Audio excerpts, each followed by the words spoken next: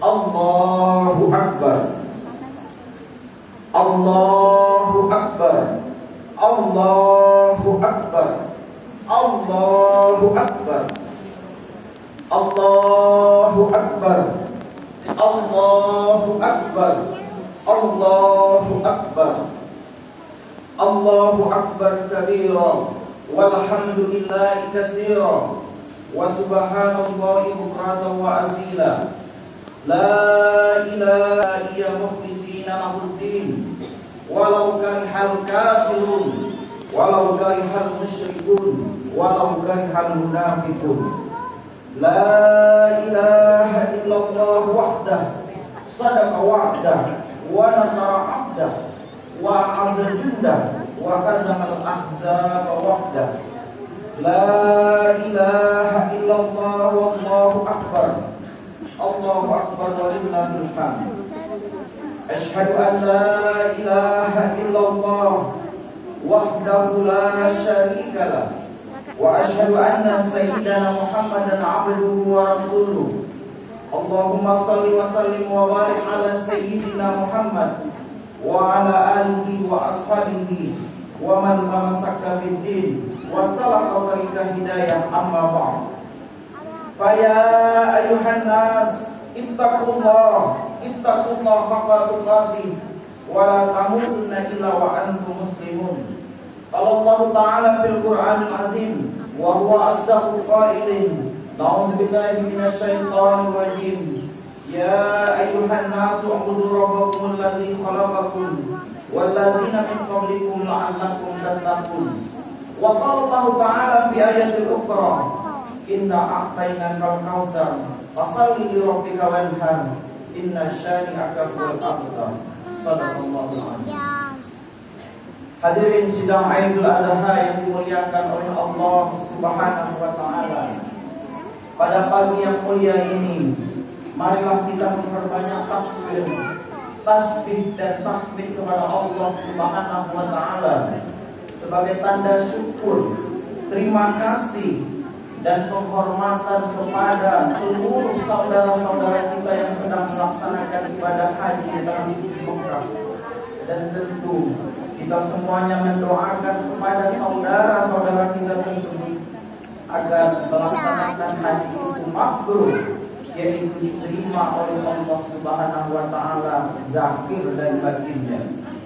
Kemudian marilah kita memperbanyak salawat kepada Rasulullah sallallahu alaihi wasallam, karena ketika kita mengatakan cinta kepada Rasulullah sallallahu alaihi wasallam, maka saat itu Rasulullah meminta bukti kepada kita, bukti cinta kita kepada Rasulullah sallallahu alaihi wasallam. Maka tanda bukti cinta kita kepada Rasulullah sallallahu alaihi wasallam adalah menjalankan sunnahnya, yaitu salah satunya adalah dengan memperbanyak salawat kepada Rasulullah sallallahu alaihi wasallam. Saking pentingnya bersalawat kepada Rasulullah sallallahu alaihi wasallam, Allah berfirman dalam Al-Quran. Allah mengatakan, na'udzubillahi minasyaitonir rajim, wa ma kana Allahu liyu'adzibakum wa anta fihim. Allah sampai berkata, aku tidak akan jatuhkan azab kepada suatu kaum yang di situ ada Muhammad. Allah sampai mengatakan, wa ma kana Allahu liyu'adzibakum wa anta fihim. Aku tidak akan jatuhkan azab kepada suatu kampung, aku tidak akan jatuhkan azab kepada suatu masyarakat kalau seandainya di situ ada Muhammad. Maksudnya adalah kalau seandainya orang kampung tersebut masih memuliakan Sayyidina Muhammad sallallahu alaihi wasallam. Hadirin sidang Idul Adha yang dimuliakan oleh Allah Subhanahu wa taala. Bahkan saking pentingnya berselawat kepada Rasulullah sallallahu alaihi wasallam, sampai-sampai Rasulullah sallallahu alaihi wasallam bersabda dalam sebuah hadisnya, al-bakhil man zukirtu indah falam yusalli alayya. Rasulullah sallallahu alaihi wasallam mengatakan, orang yang paling pelit itu adalah orang yang ketika didengarkan namaku di sisi telinganya, tetapi dia enggan untuk bersalawat kepadaku. Hadirin sidang Idul Adha yang dimuliakan Allah. Dulu kita mengira bahwa orang yang pelit itu adalah ketika dia punya uang begitu banyak di rumahnya, dia punya uang banyak tersimpan di bank-bank tersebut, tapi ketika datang pengurus masjid untuk meminta sedekah infaknya ke rumahnya, lalu ditutupnya pintunya agar jangan sampai sedikit pun harta atau kekayaan itu kurang. Maka dulu kita menganggap bahwa orang seperti ini adalah orang yang sangat pelit, sangat kikir. Ternyata Rasulullah SAW mengatakan ada orang yang lebih pelit daripada itu. Apa dia? Al-bakhil man zukirtu indah falam yusali alayya. Yaitu orang yang paling pelit itu adalah ketika didengarkan di telinganya nama Rasulullah, tapi dia enggan untuk bersalawat kepada Rasulullah SAW. Hadirin sidang Idul Adha yang dimuliakan oleh Allah, mengapa orang yang paling pelit itu adalah orang yang ketika disebutkan nama Rasulullah dia tidak bersalawat? Maka ulama tasawuf menganalisa, lalu menganalisa, meneliti berdasarkan sebuah hadis yang dikeluarkan oleh Abdul Razak. Waqad akhraja Abdul Razak bi sanadihi an Jabir bin Abdullah al-Ansari radhiyallahu anhu qala qultu ya Rasulullah bi abi wa ummi akhbirni an awwal syai'in khalaqallahu qabla al-asya. Qala ya Jabir inna Allah khalaqa qabla al-asya nura nabiyika Muhammad sallallahu alaihi wasallam bin nuri. Kata Jabir berkata kepada Rasulullah, ya Rasulullah, aku pertaruhkan ayah dan ibuku ini ya Rasulullah. Tolong kasih tahu ya Rasulullah, apa yang pertama kali Allah ciptakan sebelum segala sesuatu. Maka berkatalah Rasulullah kepada Jabir, ya Jabir, wahai Jabir, yang paling pertama Allah ciptakan sebelum segala sesuatu itu adalah nurnya nabimu dari nurnya Allah. Maka berdasarkan hadis ini kita memahami bahwa hakikat daripada jasad kita ini berasal daripada Adam. Adam berasal daripada tanah. Tanah berasal daripada air. Air berasal daripada angin. Angin berasal daripada api. Api berasal daripada Nur Muhammad. Kalau begitu jasad kita berasal daripada Nur Muhammad. Dan ruh kita pun berasal daripada Nur Muhammad. Maka sesungguhnya hakikat diri kita itu adalah Nur Muhammad sallallahu alaihi wasallam. Maka wajar Rasulullah sallallahu alaihi wasallam mengatakan, orang yang paling pelit itu adalah orang yang ketika didengarkan nama Rasulullah di sisi telinganya, tapi dia enggan untuk bersalawat kepada Rasulullah. Kenapa? Karena salawat yang dia ucapkan itu akan kembali kepada dirinya, karena hakikat dirinya adalah Nur Muhammad. Dan itu adalah untuk penyambung kepada Rasulullah sallallahu alaihi wasallam. Hadirin sidang Idul Adha yang dimuliakan oleh Allah Subhanahu wa taala. Pada pagi yang mulia ini pula tentu kita teringat kepada kisah Nabiullah Ibrahim alaihissalam, seorang hamba Allah yang telah berhasil kepada puncak spiritual tertinggi dan yang sangat hebat dalam melakukan pengorbanan demi pengorbanan, sehingga sampailah pada pengorbanan yang sangat berat, yaitu ketika Allah perintahkan untuk menyembelih anaknya sendiri. Ketika Allah perintahkan untuk mengorbankan anaknya sendiri, bayangkan 85 tahun Nabi Ibrahim alaihissalam itu berdoa, memohon kepada Allah Subhanahu wa taala siang dan malam agar diberikan keturunan. Tapi ketika Allah berikan keturunan, lalu Allah uji Nabi Ibrahim alaihissalam, yaitu agar dia mengorbankan anaknya seorang. Bukan cobaan namanya. Kalau seandainya ketika Allah perintahkan hal tersebut, ketika Nabi Ibrahim alaihissalam menerima perintah tersebut, lalu Allah ganti Nabi Ismail alaihissalam itu dengan seekor domba. Tapi mata pedang yang tajam itu sudah melesat ke leher Nabi Ismail. Tapi saat itu Allah menunjukkan kuasanya. Mata pedang yang tajam tersebut, yang ketika dibelahkan kepada batu besar, batu itu terbelah, tapi tidak sanggup untuk melukai leher Nabi Ismail. Sampai akhirnya Allah ganti Nabi Ismail itu dengan seekor domba. Hadirin sidang Idul Adha yang dimuliakan oleh Allah Subhanahu wa taala. Hari ini Kita tidak diminta oleh Allah untuk mengorbankan istri kita. Hari ini Allah tidak meminta kita untuk mengorbankan suami kita. Allah juga tidak meminta kita untuk mengorbankan anak keturunan kita. Allah hanya meminta kita untuk mengorbankan harta kekayaan, pikiran, tenaga, waktu, perasaan, jabatan yang kita pegang untuk dikorbankan sebagai sarana mendekatkan diri kepada Allah Subhanahu wa taala. Dan inilah sebenarnya hakikat daripada kurban yang setiap tahun kita laksanakan. Karena hidup ini adalah untuk beribadah kepada Allah Subhanahu wa taala. Sebagaimana Allah berfirman dalam Al-Qur'an, "Wa ma khalaqtul jinna wal insa illa liya'budun." Tidaklah aku menciptakan jin dan manusia, kata Allah, melainkan supaya mengabdi kepadaku. Hadirin sidang Idul Adha yang dimuliakan oleh Allah Subhanahu wa taala, maka pengorbanan yang kita lakukan adalah dalam rangka untuk beribadah kepada Allah. Dengan pengorbanan, maka Allah akan mencintai dan melindungi kita. Dengan pengorbanan, maka pertolongan Allah itu akan datang kepada kita. Maka tentu kita ingat kembali kepada kisah Nabi Ibrahim alaihissalam. Nabi Ibrahim mendekatkan diri kepada Allah dengan menjadikan anaknya sendiri, Nabi Ismail alaihissalam, untuk disembelih sebagai kurban. Karena itu adalah perintah Allah. Meskipun berat hati Nabi Ibrahim melaksanakannya, walaupun pada akhirnya Allah ganti dengan seekor domba. Walhasil, hasilnya adalah Nabi Ibrahim dicintai oleh Allah.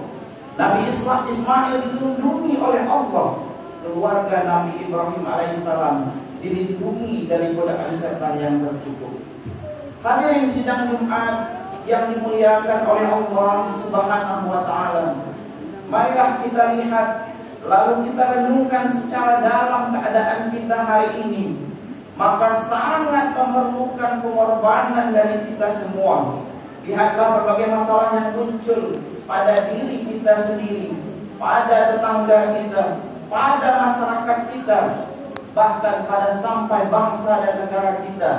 Maka untuk merubah keadaan yang kita jalani saat ini, jelas adalah suatu perjuangan yang berat.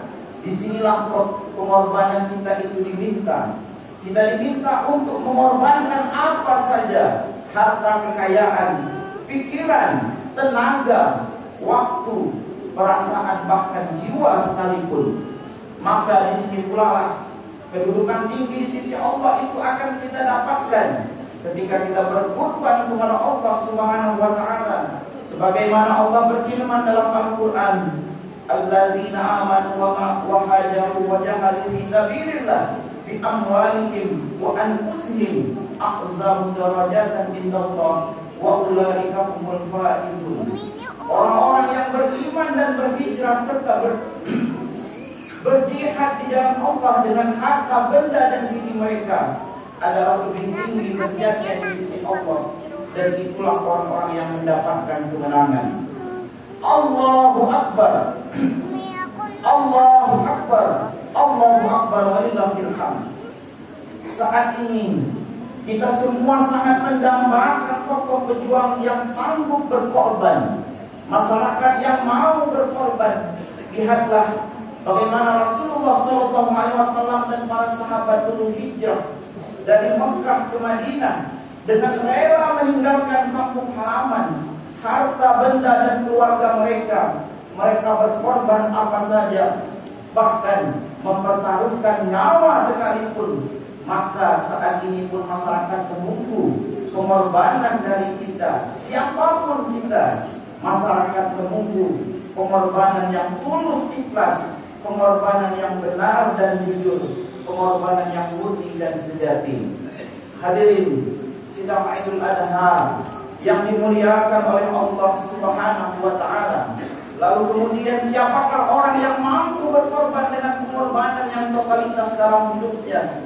Maka orang yang mampu berkorban kepada Allah secara totalitas itu adalah mereka, orang yang telah hidup hidupnya di dalam dirinya.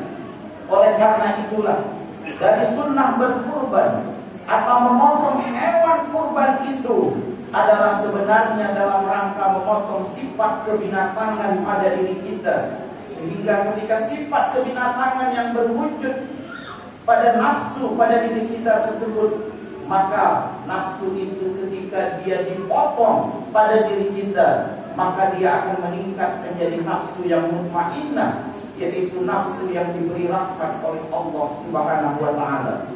Ketika roh itu hidup, maka pada diri seseorang itu akan muncul sifat malaikat. Inilah yang akan mendorong orang itu menjadi manusia kamil yang akan berkorban secara totalitas, jujur dan ikhlas. Hadirin sidang Jumat yang dimuliakan oleh Allah Subhanahu wa taala. Di pagi yang mulia ini, tidak semua orang bergembira sebagaimana yang kita rasakan. Cobalah lihat di kiri dan kanan rumah kita, di depan belakang rumah kita, masih banyak orang-orang yang tidak seberuntung kita. Masih banyak orang-orang tua yang tidak mampu lagi bekerja. Masih banyak anak-anak yang tidak berayah dan tidak beribu, bersedih, menangis, mengenangkan nasib mereka di antara orang-orang yang sedang bergembira. Ketika takbir mulai menggema, ketika anak yatim itu membuka matanya, bukan baju baru yang dia lihat, bukan pula deretan kue dan makanan lezat yang tersedia di meja makan, akan tetapi yang dia lihat adalah baju musuhnya. Yang dia lihat adalah foto ayah dan ibunya yang terpampang di atas dinding. Maka ketika di sekelilingnya bergembira ria, sang anak yatim bersedih menangis. Kepada siapa dia akan mengadu? Kepada siapa dia akan tunjukkan wajahnya? Ke tangan siapa yang akan mereka cium untuk meluahkan kasih sayang dan permaafan? Ayahnya sudah lama pergi, ibunya sudah lama meninggal, bahkan kakak abangnya pun tidak peduli karena kemiskinan. Maka ketika orang lain bergembira, ketika di sekelilingnya anak lain didesak, digandeng, dicium dan dimanja oleh orang tuanya, sang anak yatim, jangankan baju baru, jangankan pelukan, dekapan dari orang terdekat, makanan dan minuman pun tidak tersedia. Hadirin sidang Idul Adha yang dimuliakan oleh Allah Subhanahu wa taala. Mengapa kita tidak berkaca dari sejarah Rasulullah sallallahu alaihi wasallam? Ketika Rasulullah sallallahu alaihi wasallam melihat seorang gadis kecil berbaju musuh yang menangis menyembunyikan wajahnya dengan kedua tangannya, bersedih melihat sekelompok anak kecil lainnya yang sedang bergembira ria bermain bersama. Lalu saat itu Rasulullah sallallahu alaihi wasallam mendatangi gadis tersebut, lalu bertanya kepada gadis tersebut, "Wahai anakku, wahai gadis kecil, mengapa engkau menangis? Padahal hari ini adalah hari Lebaran." Maka dengan lugunya anak gadis kecil itu bercerita, tanpa melihat siapa orang yang bertanya di depannya, "Bagaimana hatiku tidak sedih? Tahun lalu ketika ayah ibuku masih ada, aku diberikan baju baru, aku digendong, disayangi oleh orang tuaku. Tapi ketika ayahku pergi berperang bersama Rasulullah sallallahu alaihi wasallam, lalu ayahku meninggal di medan perang, maka hari ini tidak ada lagi orang yang mau menggendongku. Hari ini tidak ada lagi orang yang mau menyuapkan nasi ke dalam mulutku. Maka bagaimana mungkin aku tidak bersedih?" Maka melihat itu, Rasulullah sallallahu alaihi wasallam terenyuh hatinya sambil membelai rambut gadis kecil tersebut. Nabi Rasulullah sallallahu alaihi wasallam berkata kepada anak gadis tersebut, "Wahai anakku, hapuslah air matamu wahai anakku. Apakah boleh aku menjadi ayahmu? Apakah boleh Sayyidah Fatimah menjadi kakakmu? Dan apakah boleh Aisyah menjadi ibumu?" Lalu ketika mendengar tersebut, anak gadis polos tadi melihat siapa yang di depannya. Yang dilihatnya adalah seorang laki-laki gagah, yaitu Rasulullah sallallahu alaihi wasallam. Lalu ketika itu Rasulullah sendiri yang membawa anak itu ke rumahnya. Rasulullah sendiri yang memandikan anak tersebut.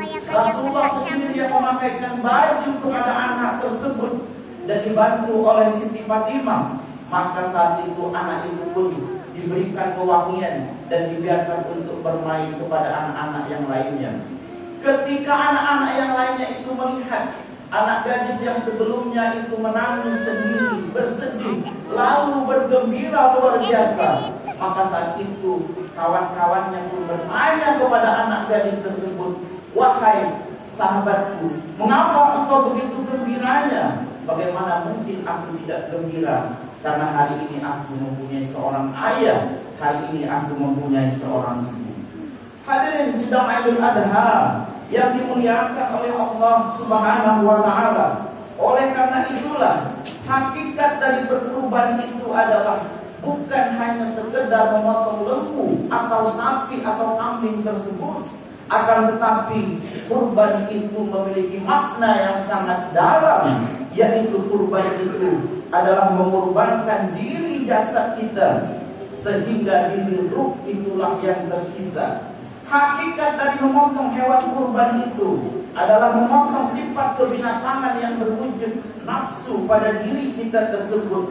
Maka ketika nafsu itu kita potong pada diri kita, maka saat itu nafsu kita itu diberikan rahmat oleh Allah Subhanahu wa taala. Ketika nafsu itu diberikan rahmat oleh Allah, ketika jasad kita itu telah kita sembelih, kita potong sehingga hilanglah sifat kebinatangan pada diri kita, maka hiduplah sifat ruh pada saat itu. Maka sifat ruh itulah yang akan mendorong kita untuk menjadi orang yang mau berkorban, mau menyerahkan harta kekayaannya, tenaganya, jiwanya sekalipun di jalan Allah Subhanahu wa taala. Maka mudah-mudahan melalui sempena Idul Adha ini kita berjuang untuk menjadi pribadi yang berani berkorban dengan segenap harta kekayaan, pikiran, tenaga, waktu dan perasaan. Sebab ketika ruh itu masih dikandung badan, rezeki masih berlimpah ruah, akal masih berputar sehat, mata masih terang memandang, tangan masih kuat menggenggam, maka tidak ada alasan bagi kita untuk berkorban. Bukan hanya sekedar berkorban harta kekayaan, akan tetapi berkorban tenaga, pikiran dan perasaan. Sebab apabila masa kematian itu telah sampai, di mana diperlihatkan surga dan neraka itu di pelupuk mata kita, maka saat itu tidak akan dapat dimajukan walau sedetik pun. Lihatlah bagaimana Allah itu menyebutkan di dalam Al-Quran tentang harapan hamba yang diteriakkan oleh orang-orang yang dahulunya ingkar di hadapan Allah. Rabbana absarna wa sami'na farji'na na'mal salihan inna mu'minun. Ketika orang-orang itu sudah dimatikan oleh Allah, maka orang-orang itu akhirnya meminta-minta kepada Allah untuk dikembalikan ke dunia agar mereka bisa mengerjakan amal saleh, dan mereka pasti akan yakin. Akan tetapi sayang 1000 kali sayang, saat itu bukan lagi masa untuk memohonkan ampunan, bukan masa untuk menaruhkan harapan dan bertobat, tapi masa itu adalah masa untuk mempertanggungjawabkan segala amal perbuatan yang melampaui di dunia. Hadirin sidang Idul Adha yang dimuliakan oleh Allah, jika pernah tangan ini digunakan untuk bergotong royong membangun masjid, itulah yang akan menyelamatkan kita. Jika pernah tangan ini mengusap kepala anak yatim, itulah yang akan menyelamatkan kita.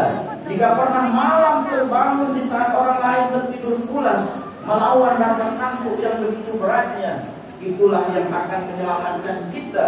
Jika kita kurbankan harta kekayaan, pikiran, tenaga, waktu, perasaan dengan penuh ikhlas kepada Allah, itulah yang akan menyelamatkan kita di hadapan Allah Subhanahu wa taala. Barakallahu lakum fil Qur'anil azim wa nafa'ani wa iyyakum minal ayati wa dzikril hakim. Aqulu qawli hadza innahu wal ghafurur rahim.